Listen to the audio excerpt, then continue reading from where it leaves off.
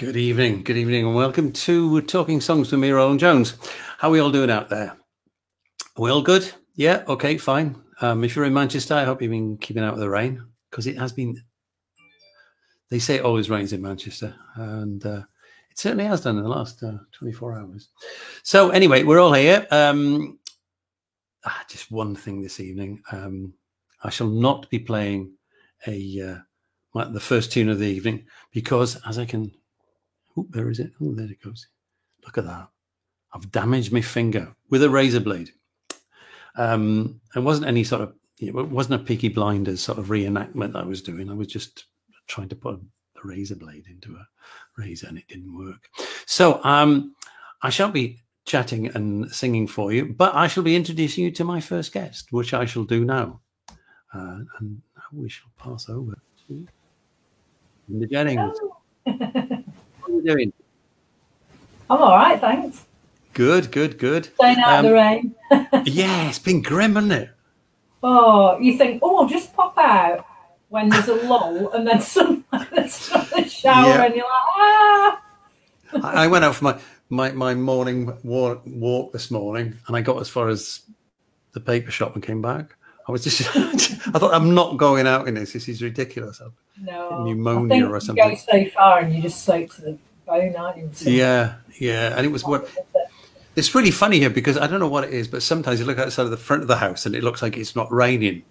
But if you check out the back, it is raining, and it's not. It's not a big house. It's not like it's 4 miles long or anything. No. But Linda, where should we start? I know this is not the first time you've been interviewed by a Mr. Jones. Oh yeah. Now, yes, they may not know that. Mr. Jones, maybe we should do that song, you know. Yeah, absolutely. Yeah, there's a lot of Jones songs actually. Yes, for those of you who don't know, my first name really is Tom Jones, but I have no connection with the voice. Which he's clearly an intruder, because he's not really a Tom Jones, but we'll let him off that because he's got a great voice. So how was that? 80 years old. His voice is he 80? Wow. Yeah, still doing all right. Yeah. And his voice is still amazing. It is extraordinary. I can remember when he first appeared on TV on some, because like years and years ago they used to have pop music on things like Cracker Jack and stuff like that. Yeah, they did, didn't they? Yeah. And I remember when he first appeared, and my grandfather lived with us. And as I said before, I'm Tom Jones III, because myself, my father, and my grandfather were all called Tom. And I can remember my grandfather, who must have been 87, 88, maybe even 90 years old at the time, looking at the TV and saying to me, "Is that this Tom Jones?" In the most dismissive way you could possibly imagine. That's always stuck with me. So Linda, you and music, when did it all start?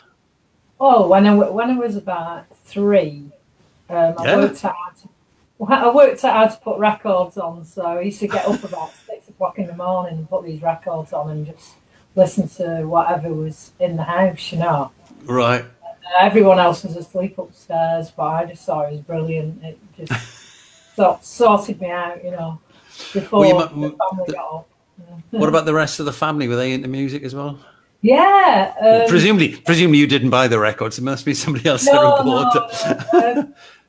My mum and dad liked all the swing stuff, so Tony Bennett, Frank Sinatra, Jack Jones, but they bought Bacharach and Carpenters and all that sort of pleasant melodies. And then my brother, who's quite a bit older than me, quite a few years older than me, he bought all the rock stuff. So he had Queen, Zeppelin, Rush, Genesis, Yes. Right. But he bought the Monkees, and he bought some naff sort of pop singles. But then he got to like 10cc and quite a mixed bag of tunes. So I got quite a mixed education musically. It's funny when you said your brother was a lot older than you, and I was thinking my brother's quite a few years older than me as well. And what he used to buy was the Everly Brothers. Oh, so right. Nice. I actually went to see the Everly Brothers live when I was about 13 or 14. And I saw them live in 1996 and actually hung out with them. Because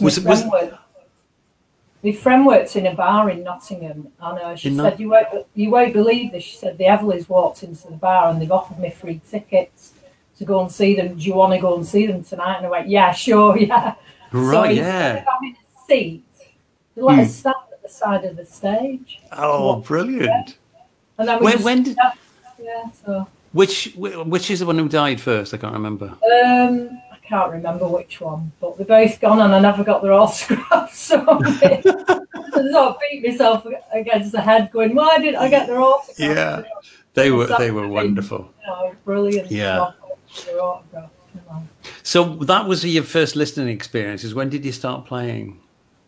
Well, I saw my cousin Ian had a classical guitar, and I saw him playing it. So, I don't think he was that good, if I recall. And then there was a teacher at school, and he played sort of folk guitar, acoustic guitar, and got everyone singing in the class. And I thought, this guitar thing looks pretty good to me. So I sort of really wanted a guitar, and strangely, my cousin Ian said, you can have this guitar. So it wasn't tuned, I don't think, or well, it might have been tuned when he gave it to me, but I didn't have the first clue what to do with it. So what I ended up doing was just playing melodies on one string.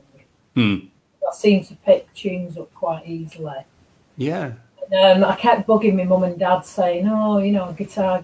So eventually, I was about 10 then. So when I was 11, they actually bought me a guitar and let me have lessons with a guy at school. So all right. So it was like classical guitar, tune a day, So, and I've ended up teaching that now as well myself. Right. So I've gone back to it, and it's quite a good grounding for fingerstyle guitar.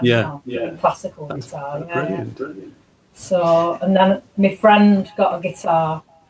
I made a friend when I was 13, and she got a guitar, and then we were just inseparable then, just playing songs and trying to learn to play. So. Excellent. So, give us a tune. What are you going to sing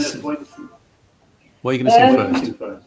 Well, you mentioned that one with the nice chords in it, so I thought I'd sing that one. It's called Moon, and it's a song based on the moon, but instead of the man in the moon, I think it's a woman in the moon, because when you look at the face, I sort of think, it could be a woman that as well, Yeah. And then you sort of think, is she all on her own up there? Sort of, it's a shame, really. So it's sort of a sad. You all romantic. Woman in the night. And we've got full moon on Saturday. It's Halloween. Full moon on Saturday. Right.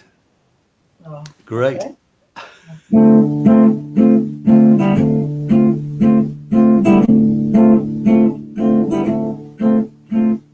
Gazing through rain-covered windows, seeing all of the time disappear when she's dreaming, hoping her sorrow will all fade away and be gone.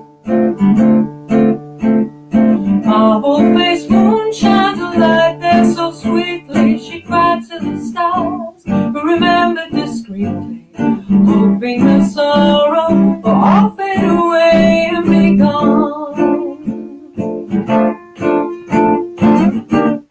Lonely nights when she lies away, the darkest shadows hide from dawn's display. A beautiful smile fades into the day. Daylight comes again like a friend, warms your heart again, you'll find the part to say.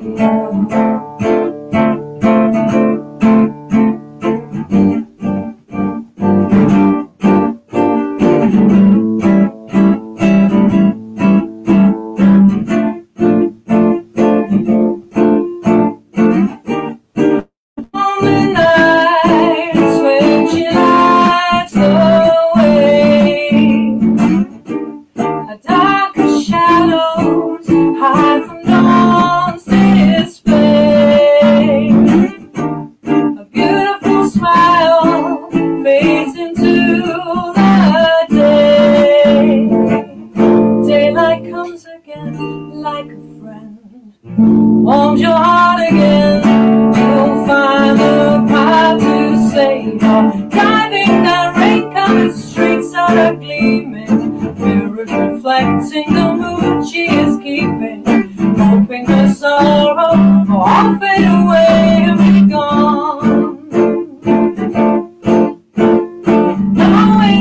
sorrow will all fade away and be gone,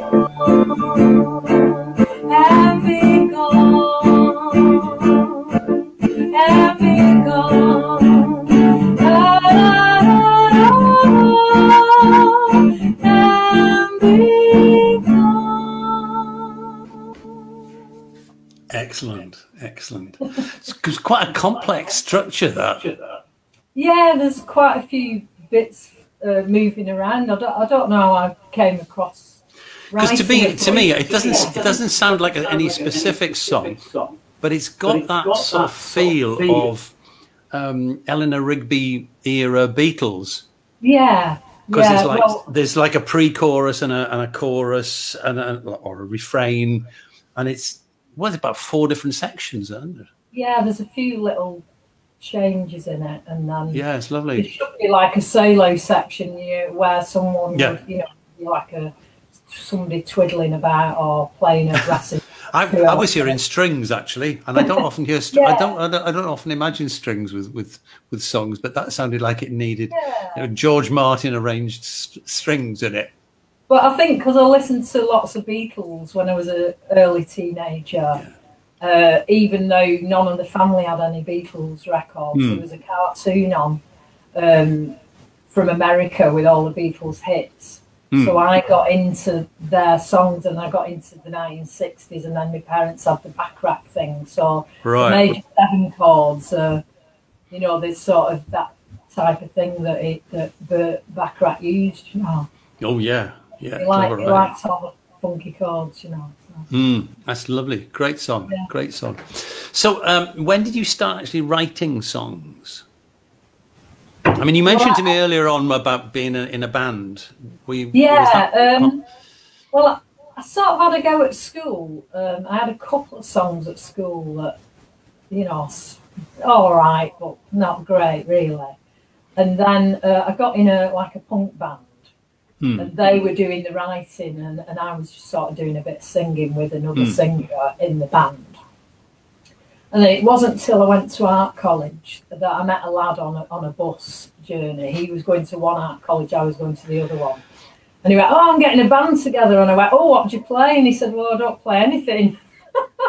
I went, "Well, how are you going to be in a band if you can't play anything?" And I said, "Who else is in the band?" He said, "Oh, my friend Nick's in the band as well." I said, "Does he play?" He goes, "No, he doesn't play." So I said, "Well, if you get me in the band, then I can play and I sing as well." So I said, "That's a bit of an advantage for you, really." So we formed this band called Magic Roundabout, and we did quite well. Excellent. Yeah, we did all right at the time. And Nick wrote a lot of the lyrics. He'd say, I've written these words. Can we put some music to it?" So I ended up writing all the melodies and chord progressions. And then obviously, because I was doing that, Paul got a bass, and he started to write the bass lines on top of what the chords were, So we did that for like a couple of years, but sadly we split up before the Manchester scene, with the Happy Mondays, Spirals, all those bands. We split up before that. So we missed our way. We missed our way. I just love the idea of 2 guys who don't play any musical instruments in this form. But I mean, wasn't that how UB40 started off? I think no, there's that Milli Vanilli couldn't play anything, could they? Quite a few they got caught out though, didn't they? Yeah, do you remember that? Yeah. It was was it a Grammy Awards, and they'd been going on about people miming, and then they sang, and their backing tape broke down halfway through. It was just priceless. I think somebody paid the engineer to do it, or he decided to do it for devilment. I think it's funny. But yeah, the idea of 2 guys getting together to form a band, it's it's a novel approach, isn't it? We did get round it though. You know what I mean? Nick got some drums, and Paul played the bass, and I did the guitar. Obviously got an electric guitar and effect tuning and all that sort of thing. So so we stuff might be re-released.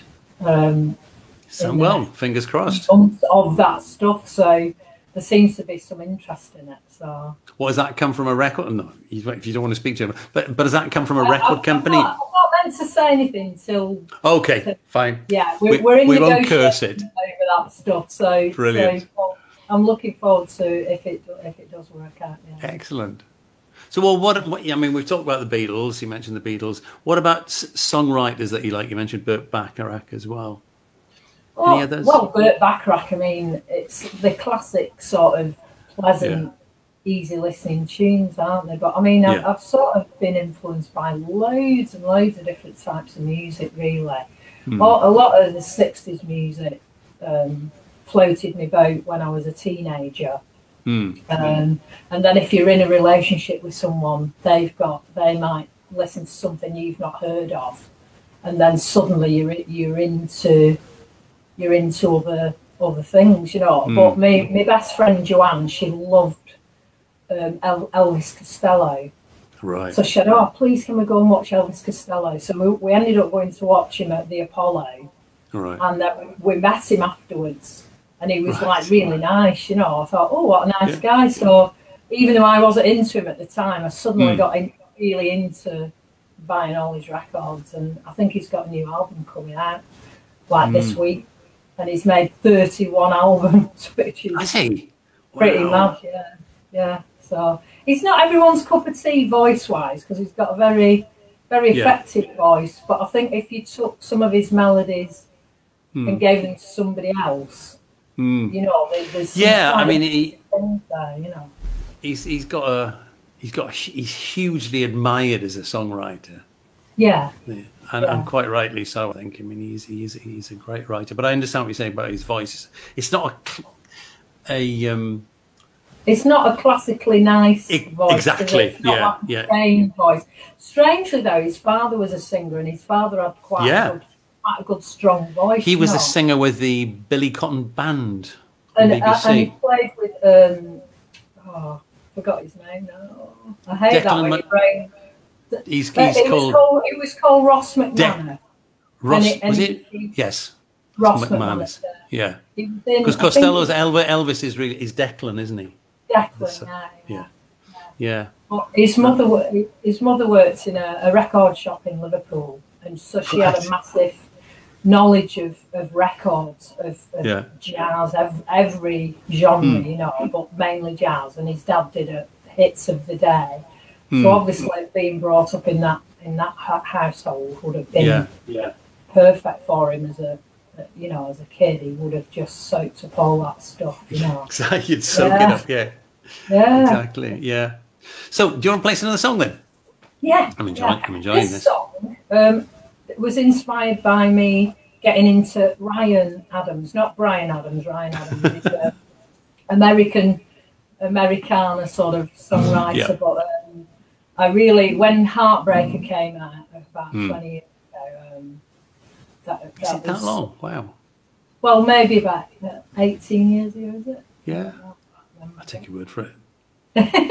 This song was inspired by that album anyway. It's called Apart From You.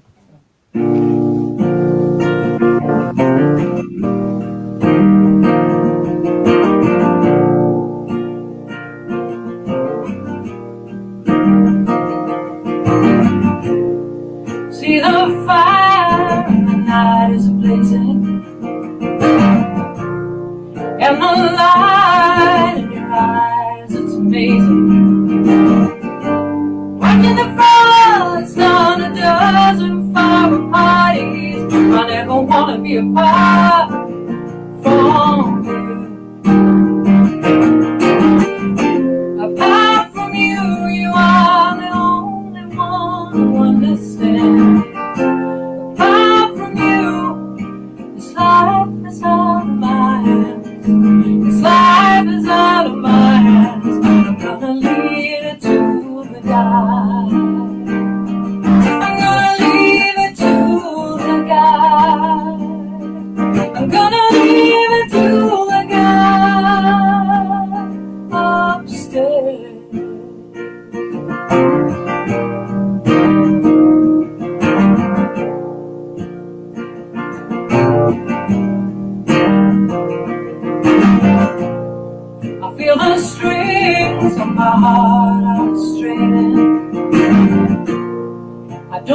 care, boy, I just need saving. Watching the sparks flying away as a message watching me. Never gonna be apart from you. Apart from you, you are the only one who understands. Apart from you, this life is out of my hands. This life is out of my hands. I'm gonna leave it to the God. I'm gonna leave it to the God. I'm gonna leave it to the God.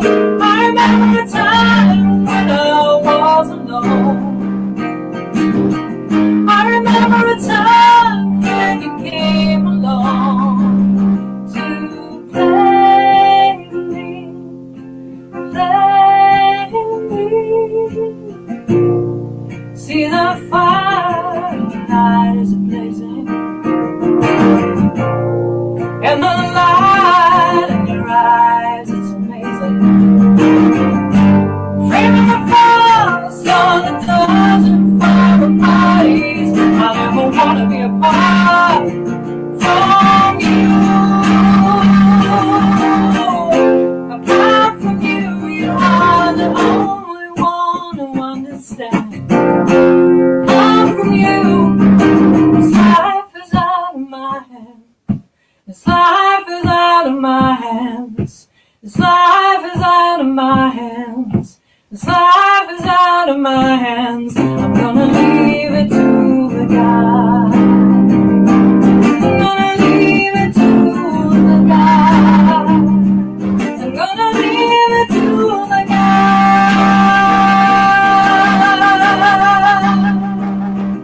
Upstairs.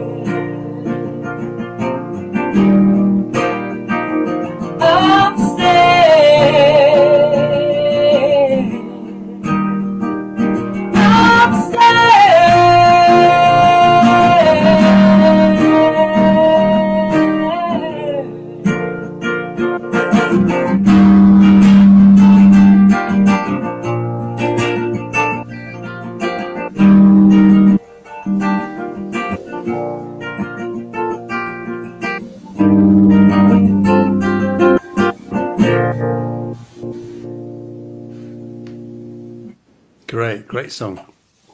Yeah. Do you want to bite your guitar and voice off a little bit? You're distorting a little bit. Yeah. Great song. Great structure. Cheers, yeah. I like those. Yeah. I seem to write those descending chords, you know, the sort of major 7, minor 7 sort of Yeah. Things. We all have our favourite chords, don't we? Yeah. But then you find this chord that you go, oh my God, what's that chord? It's gorgeous. I've got to play that. Or a different bass. No. Yeah. But do you find out with the guitar? I mean, you've been playing a long time. I've been playing a long time. And there are still days when I pick it up and I think, God, I never thought of that before. Isn't it a complete surprise? Yeah, definitely. Only the other day I was messing about and I thought, oh, yeah, and then an augmented chord, and then going up, and I thought, oh, it's Buddy Holly, that. Oh, it's John Lennon, that. And you know what I mean? You find these chords, and you suddenly transported to a song, and then you go, wow, what song? Buddy Holly died at 22 in that plane crash, and yet some of the songs are just great songs. I was reading a book, I think it's just got Songwriters on Songwriting. It's an interesting book. Have you got it? Yeah. And there's a thing in that talking about Carole King, and it says if you play an A chord over a B in the bass, you have a Carole King song. Well, actually, that chord's a bit like the chord in Wichita Lineman as well, because that's the sort of thing. You know? Yeah. But it's got that sound to it. Yeah, I love all that stuff, I have to say. Wichita Lineman is wonderful. It's sort of like two chords, really, in a way, like a poly chord. Yeah, it's a lot of good stuff. Yeah. So what do you have a regular, do you try and write regularly, or do you write when you have an idea? Well, I've been a bit rubbish, really. I've not been writing for a while. I sort of you get out of the habit, don't you? You end up just thinking, oh, I'll arrange a cover if you're doing covers gigs, because I do a lot of covers gigs. You know, you think, oh, I'll arrange that totally differently, and no one's heard this version because, you know. And so you get out of the habit of writing for yourself, and I have been trying to get some new material together. If it's any consolation, I have spoken to so many songwriters over the last 4 months of doing this, and so many of them have said exactly the same. That because you're not interacting with people as much as you normally do, there's less. I think if you're with other people who are being creative, it fires up that fire. Yeah, absolutely, it rubs off. You just start bouncing off each other, and if you've not got that, then I think it's hard really to motivate yourself. Yeah, because I mean. There's one guy, do you know Ben Williams, songwriter in Manchester? I mean, he started off on lockdown back in April, and he said he was going to write a song a day, and he did, and he's a good writer. He's a good writer. I've got a lot of time for Ben's work, and so I'd check in him most days and have a listen to what he was doing, and he was just doing it. I should do the same, really. I think what it is, if somebody said, right, we're going to pay you this much money, but we want this many songs, and we've got a deadline, you'd do it. You'd find a way. You'd do it, even if you weren't 100% happy with every single thing. You know, you'd think, right, I need to do this. Well, I think it's a bit like I've talked about this quite often. You know, the idea of when people like Carole King were working in the Brill Building in New York. I mean, they used to go in and sit in a cubicle all day with a piano or a guitar or whatever and write songs. And at the end of the day, if it didn't work, they'd throw it away and start again on something else the following day. And it was very much a production line. But it kind of proves that it is possible for somebody like that to because I mean, you know, there was Carole King. There was Graham Gouldman worked there for a while, you know, all these people, and they're just so, consummate songwriters, you know? Yeah, I mean, I've got a friend called Nick Bold who's a songwriter, and he just churns out album after album over the years, you know? And that some are quite varied styles, but, you know, he does seem to consistently keep turning them out. You know, he's been really good in that sense, you know, maybe you should get him on, because he's got albums, you know. Oh, we'll have a chat about that afterwards. That sounds good. So what's your, have you got a current project on? I mean, you were talking about the music from the band possibly being released. Are you thinking about releasing anything of your own stuff on your own? Well, I've sort of got this plan of doing paintings to do with the songs. So the first song, the Moon song, I've got a painting nearly finished of that. So when you listen to the song and you see the painting, the painting conveys what's in the song, you know. So what I thought I'd do is maybe do 10 paintings with 10 of my songs, and then hopefully have enough money to record with some good, you know, some good players. Maybe I might try and go to Eve Studios, because I've worked there before with a songwriter called GC Holmes. It turned out really well. So I thought, I'd really like to make like the 10 songs with the paintings, with a view to possibly trying to get the paintings in a gallery, and then people could access the tunes, so they could hear the tunes and then see the paintings, and maybe even link it up to like a charity, so there's like some like worthwhile thing attached to it. So it's just an idea that I've always fancied, that idea of having paintings and the music. I mean, a bit like Joni Mitchell loves painting, and she was been a musician, so I feel like the two go in tandem, you know. So I would like to release lots of things next year sometime, maybe middle of the year or before. So how would you tie that? Would you tie it together? Like, would you use the paintings as part of like a video for the song, or? Oh, I never thought of that. That might be, yeah, it might be someone, maybe like a video artist could use the painting in some way to, like you say, to go with the music. Have you ever seen the film Vincent? Came out about 3 years ago. No. It's an animation where they animated.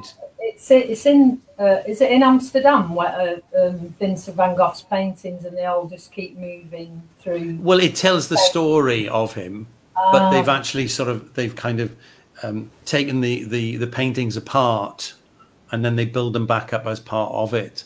It's an amazing film visually. I've not seen that. No. I've seen it wasn't on general release. It was on at the at home in Manchester.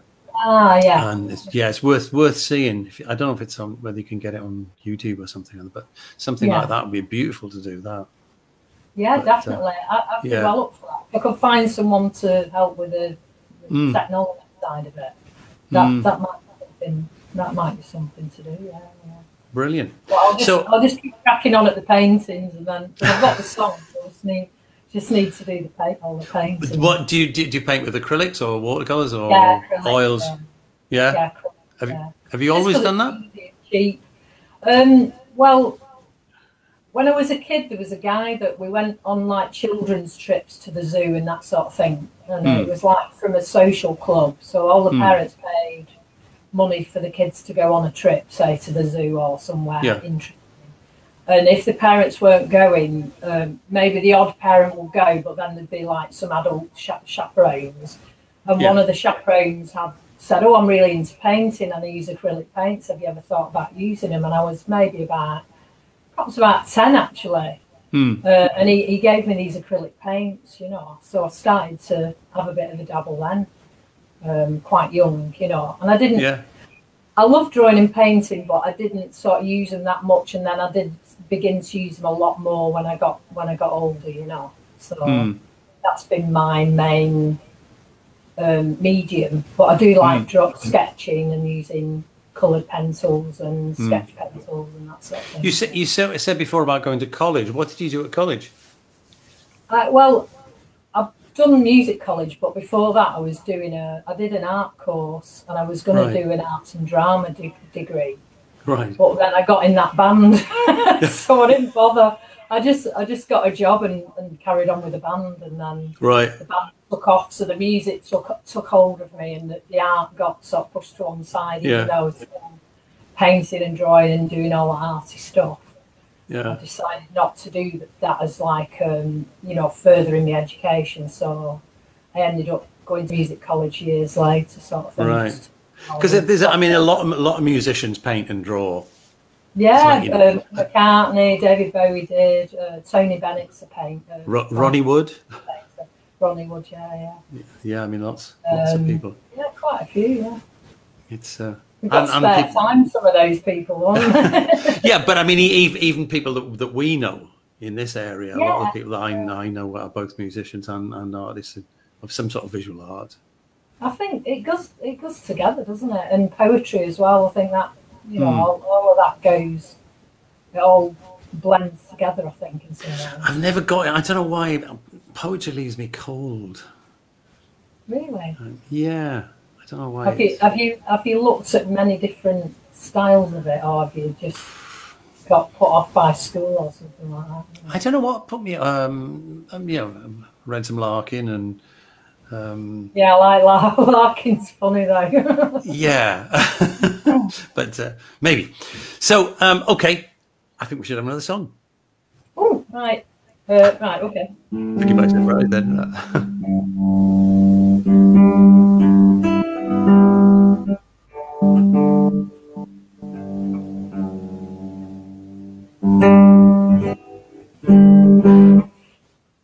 This one's funny. It's called "I Will Remain Silent," and that's a fantasy for most of my friends. That. When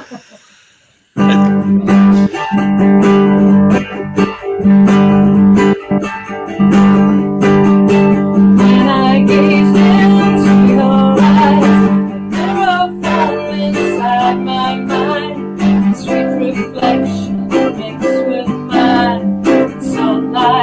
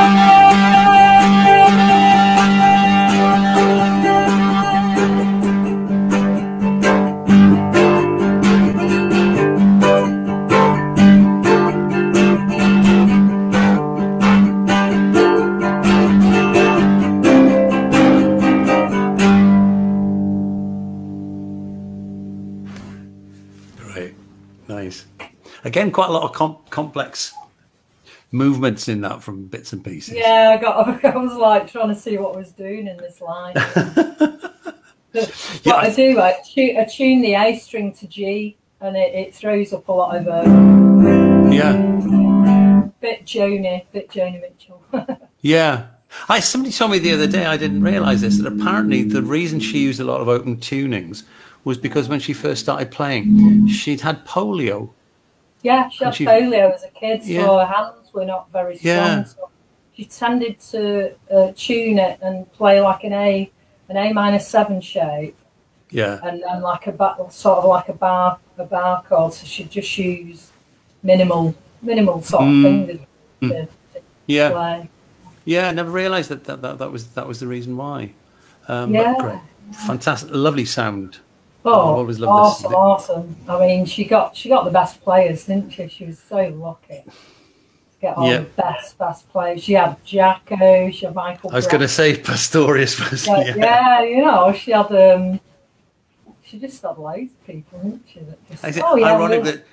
Ironic, she's so well known for a song called Woodstock when she wasn't even there. Yeah, she had to do a TV show, but that's right. Thought she'd been set up with that, you know, because she said like, oh, you know, they got me on this TV show and I wasn't even there at Woodstock, and I'm sure they set me up not to go, but it's a shame. Right. Yeah. No, well, she's done all right out of the song. She has. Yeah. She's still with us anyway. It's a birthday soon. It's a birthday on the is it? I think 7th of November or 8th of November. Yeah. Right. How old is she? She must be in. She's 76, I think. Right. Yeah, something like that. Or 77, I think, actually. I was watching something on TV the other day, and it was one of these, you know, songs of the 70s or something other type compilations, and they played Big Yellow Taxi, but the clip they played of her was her playing it in a much more recent setting, because it looked like it's sort of Las Vegas or something. Oh wow! She still sounded great. She was, you know, it looked like those sort of things where you like the gigs you see Presley doing in the 70s. There, like that. all glitzy, but still sounded great. Wonderful player. Yeah. So, do you play any other instruments? I play bass, electric bass. Right. I did play 5-string electric bass for years with a band, and then I bought a 4-string. I saw this 4-string. This guy asked me to demonstrate guitars. With a selling to women. He said, oh, I want you to play all these different guitars in my shop so that I can get women to buy them.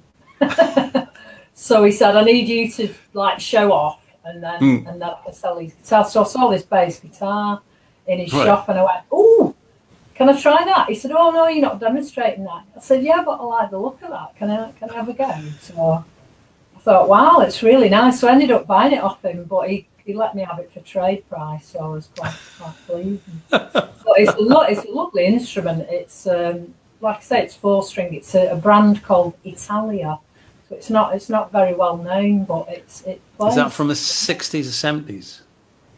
I don't know. I said no. It was a new. Because I know that I was reading something a while ago, and it was saying that in the 70s, 60s and early 70s, Italy had something like 200 different guitar manufacturers. Wow. And they built loads of this stuff. And if you see some of it, it looks like the guitar equivalent of a Cadillac, because they're all chrome. There's lots of shiny bits on them and glittery bodies and all sorts of stuff. No, this is what these were like. They were like sort of Liberace guitars. Yeah, exactly. They were like really super bling factor, you know? Yeah. But the bass, it's just a white bass. It's not got any sort of bling on it. No, but it's quite cool looking, you know. Yeah. No, I don't know I play keyboards a bit. I could probably knock out my songs on keyboards, you know. Because actually, strangely, when you play keyboards, when you play songs on keyboards and you change the inversions, it can have a totally different sound. Yeah. To the guitar shapes, you know. Yeah. So sometimes they actually sound nicer. Well, is that the thing we were talking about before, where you play play a basic chord but over a different route in the bass? Oh, you definitely. Especially if you play the octave and the bass, you get that sort of different sound to it. Of course, yeah. Not always that easy to do on a guitar. No, it's not. No, it can be hard to change. Some inversions are quite. Yeah. Sort of difficult, aren't they? Have you ever tried any other type? Have you ever tried a 7-string guitar or anything like that? No, I haven't actually. I should do, really, because with doing classical guitar, I'm sure I could. Yeah. Something, play something interesting. Yeah. I dabbled with a 7-string guitar for a while when I was doing a lot of accompanying for a female singer, and it was great in some senses because it gives you that big bottom end to the sound. Yeah. But it's a battle. It's a battle for your left hand because suddenly Antonio Forcioni plays a 7-string, doesn't it? Sorry? Antonio Forcioni, I think he plays a 7-string, or it might be like more strings. I don't know. I'm sure he plays a guitar with a lot more black bass. He does play something. I mean, he plays standard guitar as well, but I think you're right. I think it might be a 7-string. Yeah. I've heard him do quite a few. He did an album with this. I think she's Italian or Spanish singer, doing lots of covers, and the guitar was just amazing guitar. I saw him at the Royal Northern College with a percussionist. Right. It's just fabulous stuff. Really interesting. He's got very interesting. He's got an interesting style as well because he's classical. He's got that. Yeah, I wasn't bored. I was seeing Tommy Emmanuel and I got bored after about half an hour. I think that's a problem with instrumentals. You get sort of. There's only so much virtuoso playing you can take. Yeah, I think people showing off. You can only take so much. Yeah, exactly. I mean, if you watch sort of films of somebody like Jeff Beck, and he does the most amazing things, but if he's working with a singer, he just goes to one side and lets them do it. Exactly. Yeah. You've got to. There's got to be some sort of arrangement where you just do a little bit in the middle just to show off your thing, and then the singers. Yeah, absolutely. I think Stefan Grappelli, who was one of my heroes, he used to come out with some great lines, and he once said, nobody ever comes out of a concert singing the solos. And I thought that was just brilliant. Absolutely. And the other thing he said was, if you're playing a solo, start it well and end it well, because in the middle, nobody's listening. Yeah. Well, when I was at college, the teacher said, if you play a bum note, make a feature of it, Yeah. just so they don't think you've done it on purpose, you've done it wrong. Accidentally. Just play all this. Yeah. Ronnie Scott was full of that as well. Yeah. Brilliant. Listen, it's been great talking to you. Lovely to see you again. Hopefully see you again in the flesh, as it were. When some of these gigs. I know. I mean, I miss the Bakers because it's a great. Yeah, me too.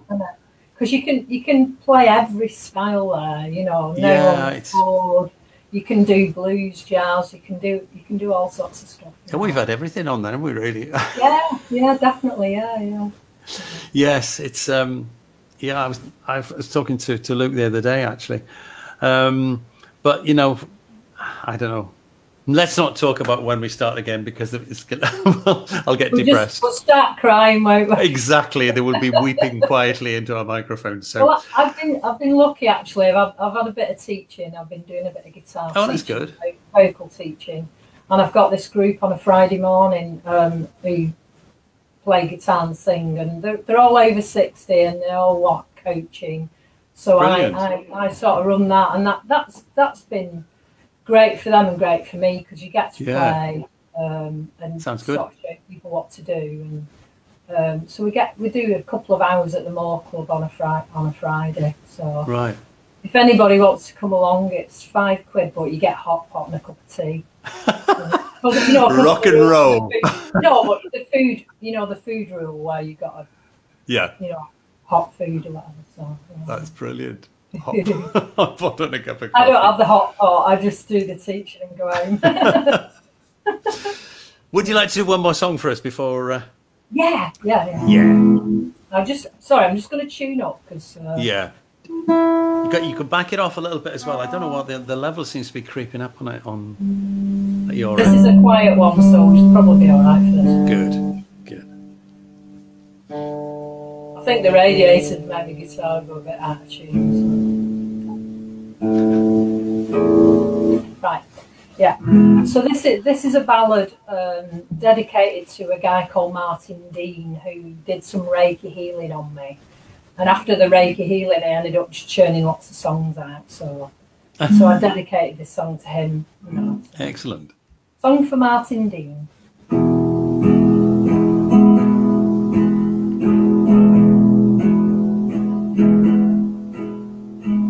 All that surrounds me is cloudbursts and melody, tangled in dust, a star-spangled memory.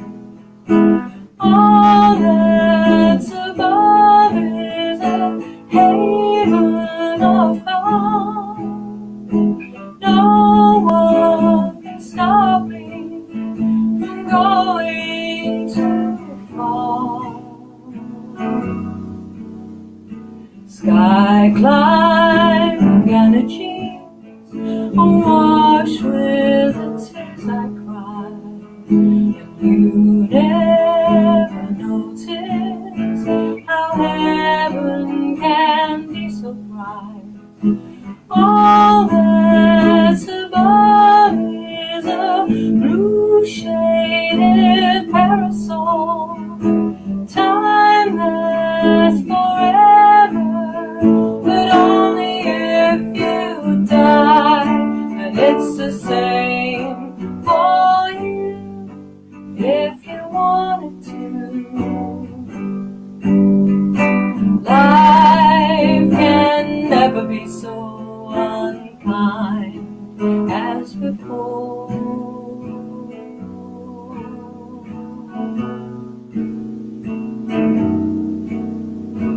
Finding the real you is all that should matter now. My master body parts need less than the love somehow. All that is needed is coolness and light. Water and food are a secondary delight, and it's the same for you if you wanted to. Life can never be so unkind as before.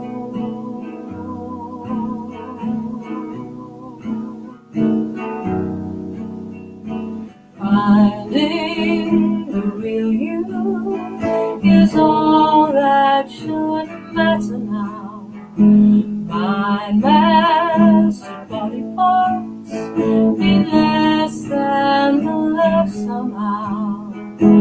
All that is needed is coolness and light.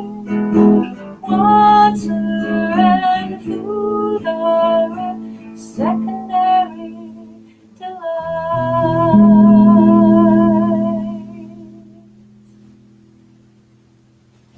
That's lovely. Lovely, a mellow end to the evening. So got lots of nice comments in coming from you. We've got Carl Walsh singing; he's singing backing vocals, and a message from Earl. Now that's Stuart Earl, who's one of the guys that we had on the show about 5 or 6 weeks ago, songwriter from down south, and yeah, that was lovely. Thanks a lot again, and be seeing you soon. Take care. Stay safe. Yeah. Bye. Oh, great. There you go. Oh, I do enjoy doing this, I have to say. I do enjoy it. So that's Linda Jennings for you. Next week, we've got, I'll just give you the lineup for the next 6 weeks. We've got George Borowski in the studio. When I say in the studio, I mean it metaphorically. He won't actually be in the studio. The week after, we've got Dave Broomhead from his eponymously named band. It's not often I get a chance to use the word eponymous, which is a big favourite of mine. Then on the 17th of November, we've got Alina Lee. Hopefully she's had her guitar returned to her now, because it was in the States last time I spoke to her. Then we've got Nick Steed on, who incidentally I only spoke to for the first time yesterday, and had a quick chat. And he's very keen to come on and talk to us. And then the week after, a gentleman called Matt Hill, who's been recommended to me. And then on the 8th of December, Malaya Blue. Malaya Blue is a singer from down in East Anglia, Norwich Way, I believe, who I worked with about 3 or 4 years ago. Great voice. And she's just got a new album out, and it's number 3, I think, in the blues charts at the moment. So that's the next 6 weeks. So I'll be here, and hopefully you'll come and join us. So I hope you enjoyed it. And if you've missed any of them, they're all on, all the shows that we've done are on YouTube. The YouTube channel is Talking Songs with Roland Jones, because there is another one called Talking Songs, but you'll probably spot the difference. And so you can find it all on YouTube. So look after yourselves, stay happy, and stay safe. Good night.